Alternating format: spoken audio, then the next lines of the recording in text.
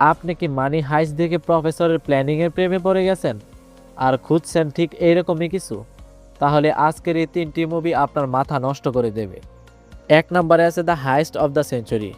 এটি কোনো কাল্পনিক গল্প নয়, বরং 2006 সালে আর্জেন্টিনায় ঘটে যাওয়া সবচেয়ে বুদ্ধিদীপ্ত ব্যাংক ডাকাতির একদম সত্য ঘটনা।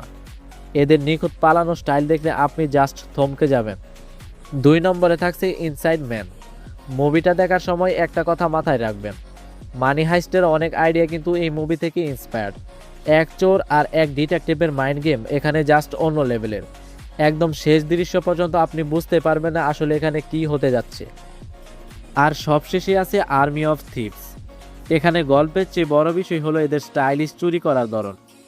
একদল আজব কিসিমের চোর যখন ইম্পসিবল একটি মিশনে নামে, তখন স্ক্রিন থেকে চোখ সরানো মুশকিল হয়ে পড়ে। তো এই 3টির মধ্যে আপনি কোনটি আগে দেখবেন? কমেন্টে জানান।